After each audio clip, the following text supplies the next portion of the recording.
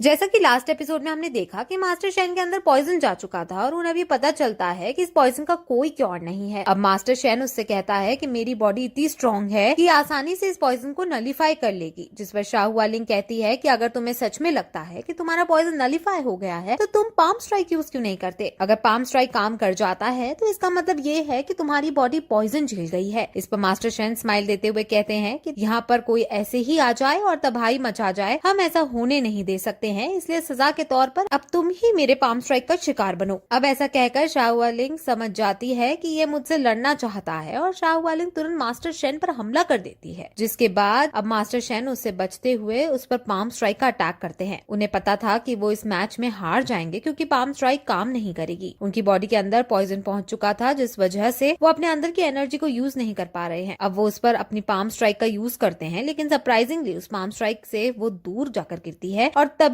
हम उनके पीछे एक आदमी को देखते हैं जिसने पीछे से मास्टर शेन को संभाला हुआ था और उस आदमी की वजह से ही पाम स्ट्राइक काम कर गई। असल में आदमी ल्यू क्विंगे है और ये वही है जो मास्टर शेन से केव में मिला था और मास्टर शेन ने इसकी जान बचाई थी। अब डीमन क्लैन को समझ आ जाता है कि इन्हें हम नहीं हरा पाएंगे, इसलिए वो वहाँ से भागने लगते हैं, लेकिन ल्यू क्विंगे उसे ऐसे जाने नहीं दे सकता था, इसलिए वो उस पर हमला करता है। लेकिन डीमन क्लैन कैसे न कैसे करके अपनी जान बचाकर वहाँ से भाग ही जाता है। अब मास्टर शेन की बॉडी के अंदर पॉइजन जा चुका था, जिस वजह से वो बेहोश होने लगता है और अब उन्हें फिर कमरे में ले जाकर रेस्ट करवाया जाता है। अब वो बिस्तर में पड़े थे और पूरे 3 दिन बाद अब उनकी आंख खुलती है और वो अपने आगे मिंग फैंग को देखते हैं जो उसकी चिंता कर रहा था। वहाँ पर लिू बिंग हे भी खड़ा था, लेकिन मिंग फैंग लिू बिंग हे को मास्टर शेन के पास नहीं आने दे रहा और उसे बुरा भला कह रहा था। मिंग फैंग मास्टर की जगह हुआ देख बहुत खुश होता है और लिू क्विंगे और हेडमास्टर को ये बात बताने जाता है। अब मिंग फैंग के जाने के बाद लिू बिंग हे मास्टर शेन के पास आता है और उनसे माफी मांगता है और कहता है कि मैं आपको बुरा समझता था, लेकिन आप तो मेरी ट्रेनिंग के लिए ही मुझे टॉर्चर करते थे और मुझे स्ट्रॉन्ग बनाना चाहते थे। मैं आप ही की वजह से इतना स्ट्रॉन्ग बन पाया कि मैंने एल्डर हैमर को हरा दिया। अब वो फिर उनके लिए यहाँ का सबसे अच्छा खाना जिसका नाम पॉरेज है वो बनाकर लाता है और मास्टर शेन इसको खाकर बहुत खुश होते हैं क्योंकि ये बहुत अच्छा बना था। अब फिर थोड़ी देर बाद वहाँ पर हेडमास्टर और ल्यू क्विंगे आते हैं और वो अपने साथ एक डॉक्टर को लाए थे जो मास्टर शेन का इलाज करने वाला था, लेकिन उस डॉक्टर के पास भी इस पॉइजन का पूरी तरह से क्योर नहीं था। डॉक्टर उसे वो मेडिसिन दे देता है जिससे वो पॉइजन के इफेक्ट को कम कर पाएगा, लेकिन इस मेडिसिन का एक साइड इफेक्ट होगा। इसको लेने के बाद मास्टर शेन का ऑरा कभी कभार अटक जाया करेगा, मींस कभी कभार वो अपने ऑरा को यूज नहीं कर पाएंगे। अब ये बहुत बड़ा साइड इफेक्ट था क्योंकि मास्टर शेन पर कभी भी कहीं से भी हमला हो सकता है और अगर उस मौके पर मास्टर शेन का ऑरा रुक गया तो मास्टर शेन के लिए बहुत दिक्कत हो जाएगी। इसलिए इस बात को सुनकर सब बहुत ज्यादा दुखी हो रहे थे। अब फिर डॉक्टर हेडमास्टर वहाँ से चले जाते हैं। मास्टर शेन जब अपनी चाय पी रहा होता है तब ल्यू क्विंगे उसे पूछता है कि आखिर तुम अचानक सुधर कैसे गए। जिस डिसाइपल को तुम इतना ज्यादा टॉर्चर किया करते थे आज तुम उसके लिए अपनी जान खतरे में डाल रहे थे और उसे इतना प्यार से बात कर रहे थे, कहीं इस सबके पीछे तुम्हारा कोई इविल प्लान तो नहीं छुपा है। ये सुनकर मास्टर शेन उसे समझाता है कि उसने ल्यू बिंग हे में खास टैलेंट देखा है और ल्यू बिंग हे एक दिन बहुत बड़ा मास्टर बनेगा। अब ये सब मिंग फैंग भी सुन लेता है और वो ल्यू बिंग हे की तारीफ सुनकर जलने लगता है। वो ल्यू बिंग हे से काफी ज्यादा जलता है और वो उसके पास जाकर फिर उसे डांटने लगता है और कहता है कि पानी भर कर लाओ। ल्यू बिंग हे पहले ही पानी भर कर लाया था, लेकिन मिंग फैंग गुस्से से कहता है कि दोबारा पानी भर कर लाओ। ल्यू बिंग हे बहुत सीधा साधा बच्चा था, जिस वजह से वो मिंग फैंग की बात मानकर फिर से पानी भरने चला जाता है। वहीं दूसरी तरफ हम डीमन क्लैन के अंदर शाहूआ लिंग को देखते हैं जो लियो बिंग हे पर नजर रख रही थी और वो मास्टर शेन से बदला लेने के लिए उनके फेवरेट डिसाइबल को मारना चाह रही थी। वहीं मास्टर शेन जो रात के वक्त सो रहे होते हैं उनकी प्यास लगने की वजह से आंख खुलती है और वो जब पानी पीने जाते हैं तो अचानक उनकी नजर अपने ही बेड पर जाती है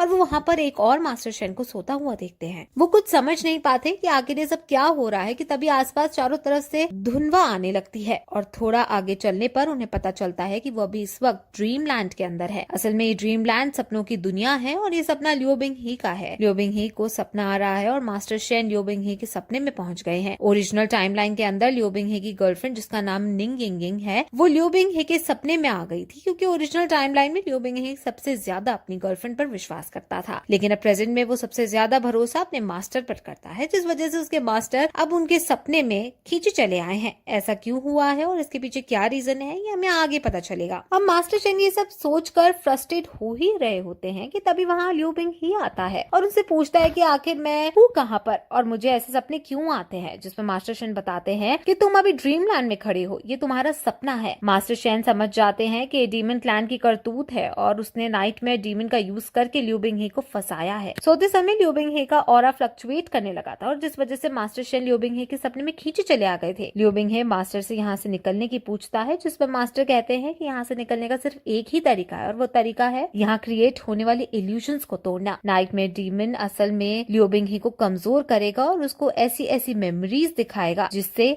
लिu बिंगहे का दिल टूट जाए और वो गुस्से में आकर कुछ गलत कर दे। अब वो ये सब बात कर ही रहे होते हैं कि तभी अचानक वहाँ उनका शहर क्रिएट हो जाता है। ये सब एक इल्यूजन था और मास्टर शेन लिu बिंगहे को सावधान करते हैं, लेकिन तभी उनकी नजर कुछ बच्चों के झुंड पर जाती है और वो सब बच्चे एक बच्चे को पीट रहे थे। वो पीटने वाले बच्चे और कोई नहीं बल्कि मिंग फैन और उसकी पार्टी थे और पीटने वाला बच्चा खुद लिu बिंगहे ही था। अपने आप को पिटते देखकर उसे बहुत गुस्सा आता है और वो तुरंत खुद को बचाने के लिए मिंग फैन पर वार करता है, लेकिन जैसे ही वो वार करता है वैसे ही उसको खुद चोट लग जाती है। असल में यहाँ सब इल्यूजन है और अगर लिu बिंगहे इल्यूजन को टच करेगा तो इल्यूजन और ज्यादा दिल तोड़ने वाला बन जाएगा और अगर लिu बिंगहे इल्यूजन को मारेगा तो उतना दुख उसे खुद ही होगा। अब लिu बिंगहे ने उन्हें टच भी किया था जिस वजह से उसका सपना और ज्यादा डीप हो जाता है और वो अपनी माँ को देखता है जो बीमार पड़ी थी। लिu बिंगहे भी उनके पास बैठा था और उनसे बातें कर रहा था। अब हमारे लिu बिंगहे को अपनी माँ को देखकर बहुत खुशी होती है और वो उनके पास जाकर उनसे इमोशनल होकर बातें करने लगता है और फिर उसकी माँ इल्यूजन वाली लिu बिंगहे से खाना लाने को कहती है, जिस पर इल्यूजन वाला लिu बिंगहे खाना लेने चला जाता है। लिu बिंगहे बातों बातों में अब इतना इमोशनल हो जाता है कि वो अपनी माँ को टच कर देता है और उसका सपना और ज्यादा डीप हो जाता है और फिर वो इल्यूजन वाले लिu बिंगहे के पास पहुंच जाते हैं और इल्यूजन वाला लिu बिंगहे अपनी माँ के लिए खाना लेने जा रहा था, लेकिन आसपास के बच्चे उसे गाली देकर उसका खाना भी गिरा देते हैं और उसको खूब पीटते हैं। लिu बिंगहे को ये देखकर बहुत गुस्सा आता है और वो उन इल्यूजन को मारने फिर से जाने लगता है, लेकिन मास्टर शेन उन्हें गुस्सा होकर उसे रोकता है और कहता है कि शांत हो जाओ। अब वो जब ऐसा कहता है तो तभी इल्यूजन वाला लिu बिंगहे उन्हें दिखाई देता है। वो अपनी माँ के लिए खाना लेने जा रहा था, वो नीचे गिर गया था और उसकी माँ खाना न मिलने की वजह से कमजोरी के कारण मर गई। अब ये सब देखकर लिu बिंगहे अपने इमोशंस पर काबू नहीं रख पाता और उसे बहुत जोर से गुस्सा आता है, जिस वजह से उसका सपना और ज्यादा डीप हो जाता है और उसे वो बच्चे देखते हैं जो उसकी माँ के मर जाने के बाद भी उसकी माँ का दिया हुआ पेंडेंट लेकर लिu बिंगहे को तंग करते थे। अब उसे सहन नहीं होता और वो उन बच्चों को पीटता है। वो हर बार खुद ही घायल हो रहा था, लेकिन उसके सर पर इतना ज्यादा गुस्सा सवार था कि वो मास्टर शेन की बात भी नहीं सुनता और अब वो फाइनली खड़ा होकर बहुत जोर से उन बच्चों को मारने जाता है, लेकिन तभी सही मौके पर मास्टर शेन उसके सामने आ जाते हैं और उसका वार उसके मास्टर को ही लग जाता है। अब जब वो ये देखता है कि उसने अपने मास्टर के ऊपर हाथ उठाया है तो उसे बहुत रिग्रेट होता है, लेकिन तभी हम देखते हैं कि आसपास लाइट जल जाती है और वो दोनों सपने से बाहर आ जाते हैं। लिu बिंगहे मास्टर के पास जाकर सॉरी बोलता है क्योंकि आज उसने अपने मास्टर पर हाथ उठाया था और फिर उनके सामने ऐलान करता है कि वो आज के बाद किसी से नहीं डरेगा और अगर कोई उससे परेशान करने की कोशिश करेगा तो वो उसे नहीं छोड़ेगा। ये सुनकर मास्टर शेन को बहुत अच्छा लगता है, लेकिन तभी हम देखते हैं कि ये सब असल में मास्टर शेन का ड्रीम है। लिu बिंगहे ने जब मास्टर शेन को पंच मारा था तब मास्टर शेन सपने के अंदर ही बेहोश हो गए थे और नाइटमेयर ने मास्टर शेन को ये सब सपना दिखाया था, यानी मास्टर शेन और लिu बिंगहे के सपने में ही है और लिu बिंगहे के सपने के अंदर मास्टर शेन अपना सपना देख रहे हैं, यानी मास्टर शेन सपने के अंदर सपना देख रहे हैं। नाइटमेयर मास्टर शेन को इसलिए सपने के अंदर सपना दिख रहा है क्योंकि वो मास्टर शेन को सपने से बाहर नहीं फेंक सकता और उस मास्टर शेन से पीछा भी नहीं छुड़ाना है, इसलिए वो उन्हें सपने के अंदर सपने दिखाने लगता है और अब लिu बिंगहे से बात करता है और कहता है कि अब तुम्हारे मास्टर नहीं उठेंगे और मैं तुमसे शांति से बात कर पाऊंगा। नाइटमेयर उससे कहता है कि तुम्हारा मास्टर कितना बुरा है और वो तुम्हें कितना टॉर्चर करता है। वो असल में लिu बिंगहे को मास्टर शेन के खिलाफ भड़का रहा है। फिर वो लिu बिंगहे के अंदर जाता है और लिu बिंगहे की बॉडी के अंदर उसे उसकी मेंटल स्टेट काफी अजीब दिखाई पड़ती है। उसे पता चल जाता है कि लिu बिंगहे के अंदर कुछ ऐसा है जो वो छुपा रहा है। वो फिर यहाँ वहाँ नजर दौड़ाता है और फिर उसे उसके माइंड में एक जगह मिलती है जहाँ एक डेजर्ट के अंदर पेड़ उग रहा था।